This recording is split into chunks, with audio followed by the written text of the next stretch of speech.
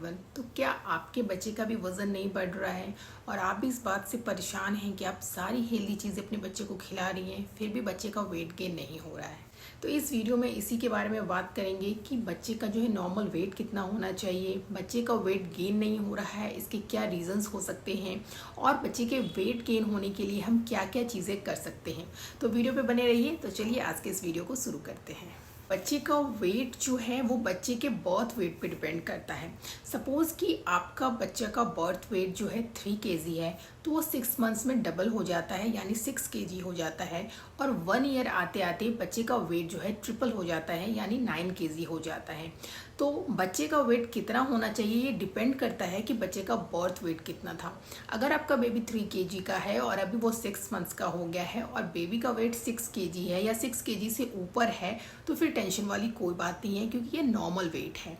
But अगर इससे wait कम है तब आप कुछ चीज़ें कर सकते हैं या फिर अपने पेडियाट्रिशियन से कंसल्ट कर सकते हैं कि आप बच्चे को सब कुछ दे रहे हैं फिर भी बच्चे का वेट गेन क्यों नहीं हो रहा है। लेकिन पहले इन चीज़ों पर आपको ध्यान देना पड़ेगा कि क्या रीज़न है जिसकी वजह से बच्चे का वेट गेन नहीं हो रहा है। तो उसी रीजंस के बारे में पहले बात करते हैं। जो सबसे पहला और जो मोस्ट कॉमन रीज़न है वो है कॉन्स्टिपेशन। कॉन्स्टिपेशन एक बहुत ही कॉमन प्रॉब्लम है और ये जनरली होम रेमेडी से ठीक हो जाती है। जब बच्चे को हम सॉलिड इंट्रोड्यूस करते हैं यानी जब बच्चा 6 मंथ्स का होता है तो हम बच्चे को ऊपर का खाना जब शुरू करते हैं तो कॉन्स्टिपेशन एक नॉर्मल सी बात है, कॉन्स्टिपेशन होता है। अगर आपके बच्चे को डेली पॉटी नहीं आ रही है तो ये भी एक मेन रीज़न हो सकता है कि आपके बच्चे का वेट गेन नहीं हो रहा है। अगर आपके बच्चे को कॉन्स्टिपेशन इशू हो रहा है तो आप इसके लिए पहले होम रेमेडीज़ ट्राई करिए। जैसे कि आप बच्चे को अजवाइन का वाटर दे सकते हैं, सौंफ वाटर दे सकते हैं। जब बच्चा सुबह में सो करके उठता है तो हल्का गुनगुना पानी बच्चे को पिलाइए। इससे कॉन्स्टिपेशन में काफ़ी हद तक बच्चे को आराम मिल जाएगा। अगर बच्चे को आराम नहीं मिलता है फिर भी कॉन्स्टिपेशन इशू बना रहता है तब आप उस केस में पेडियाट्रिशियन से कंसल्ट कर सकते हैं। वो आपको कोई लैक्टोलोज सिरप देंगे या फिर कोई पाउडर देंगे जिससे बच्चे को जो है डेली मोशंस होने लगेंगे। अगर बच्चे को डेली मोशन होगा तो बच्चे को कॉन्स्टिपेशन की इशू नहीं होगी और भी ये बच्चे के वेट गेन में भी हेल्प करेगा। जो दूसरा मेन रीज़न होता है वो होता है कि कई बार बच्चे को जो है ना वॉर्म्स हो जाते हैं।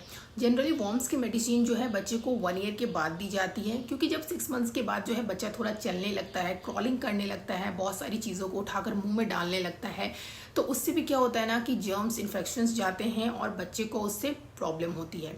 जब बच्चे के पेट में वॉर्म्स होगा तो ऑब्वियसली जो भी खाना बच्चे को खिलाएंगे वो बच्चे को नहीं लगेगा और बच्चे को जब खाना नहीं लगेगा तो बच्चे का वेट गेन कैसे होगा। तो ये बहुत ज़्यादा ज़रूरी है कि आप हाइजेनिक रखें, बच्चे को प्रॉपर हैंड वॉश करके खिलाएं। जब भी आप बच्चे को खुद भी कुछ खिला रहे हैं तो अपना हैंड जरूर वॉश करें, हाइजीन मेंटेन करें।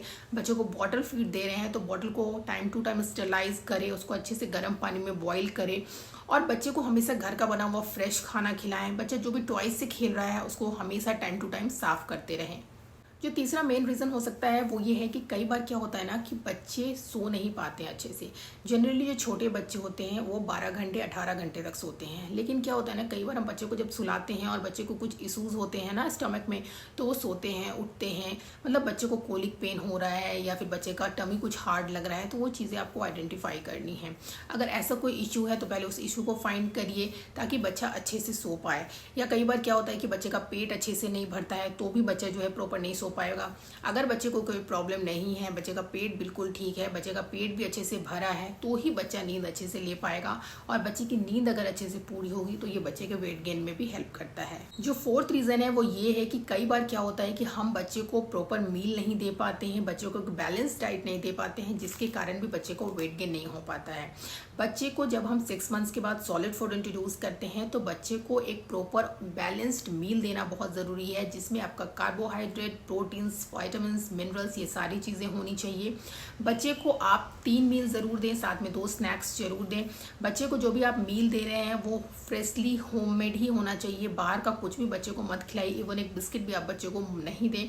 जितने भी फ्रेश ग्रीन लीफी वेजिटेबल्स आते हैं, सीजनल फ्रूट्स आते हैं, वो सारी आप चीज़ें बच्चे को दें। बच्चे को आपको जितने फ्रूट्स है वो सारी चीज़ें देनी है। जो फ्रूट्स होते हैं ना या जो ग्रीन लीफी वेजिटेबल्स होते हैं ना उसमें फाइबर बहुत अच्छी अमाउंट में होता है जिससे क्या होता है कि बच्चे का डाइजेशन अच्छा होता है। बच्चे का डाइजेशन अच्छा होगा तो बच्चे को कॉन्स्टिपेशन इशूज़ भी नहीं होंगे और कॉन्स्टिपेशन इशूज़ नहीं होंगे तो बच्चे को वेट गेन भी बहुत अच्छे से होगा। बस यही सारी सिंपल चीज़ें हैं जो आपको ध्यान में रखनी है और उसके बाद आप देखिएगा कि आपके बच्चे का वेट गेन होने लगेगा। बट ये सारी चीज़ें करने के बाद भी आपको लग रहा है कि आपके बच्चे का वेट गेन नहीं हो रहा है, बच्चा मेरा एक्टिव है, प्लेफुल है, बच्चे को कोई प्रॉब्लम भी नहीं है, फिर भी वेट गेन नहीं हो रहा है, वेट एक जगह स्टक हो गया है, तो एक बार पेडियाट्रिशियन से ज़रूर कंसल्ट करेंगे। कोई ना कोई रीज़न ज़रूर होगा जिसकी वजह से ऐसा हो रहा है, तो वो चीज़ें आपको फाइंड आउट करनी ज़रूरी है। तो आई होप आज की वीडियो आपको अच्छी लगी होगी। वीडियो अच्छी लगी हो तो लाइक करें, शेयर करें और चैनल पे नए हैं तो चैनल को सब्सक्राइब करें। मिलते हैं नेक्स्ट वीडियो में एक नई इन्फॉर्मेशन के साथ। Thanks for watching.